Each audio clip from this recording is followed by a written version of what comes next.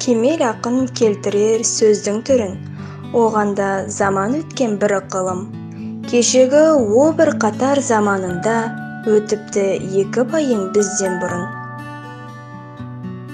Соларда бізден бұрын өткен жандар, сап қасқа өңшең манап сөздаңдандар. Қалыпсыз Қарабайдай бай өтіпті, 90 мың тәңір алса да жылқысы. Жиын қылып Қарабай бие сойған, бір биенің етіне жұрты тойған. Қарабайдың қатыны қыз тауыпты, Баян сұлу депті де атын қойған. Аягөздің бойынан ел ауыпты, қалады екен Сарыбай бір қауыпты.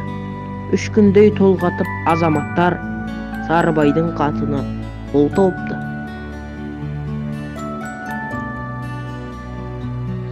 Тамам молда жиылып оқыр хатым, жеткізіпті дүр Сарыбай жұртқа датын.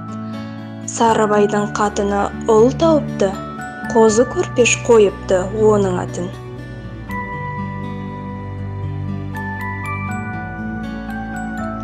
Сол екі байдың ауылы көшкен екен, бір перзент көкейін кескен екен.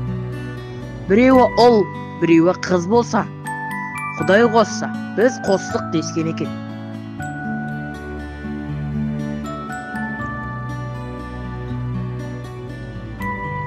Сарыбай қай жаққа кетті дейді, Тасшы шүйінші тірейік депті дейді.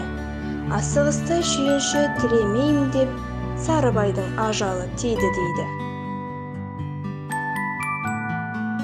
Жұрт жиылды сүйегін жерлеймін деп.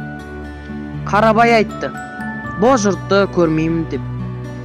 Көше қашып Қарабай кетеді енді, жетім ұлға қызымды бермеймін деп.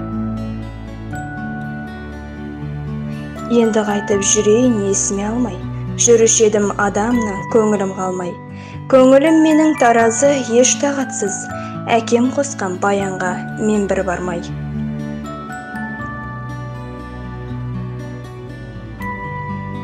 Дүниеден еш лаж жоқ өтейін бе, Құдай қосқан баянға жетейін бе. Құдай қосқан мен сол қосағымды іздейін бе, іздемей кетейін бе. Не табадыр Қозыкем онда барып, қодар-құлдар алмасын жүрген жанын. Ерте кеткен баянды іздеймін деп, қиық қодар қоймасын басыңды алып.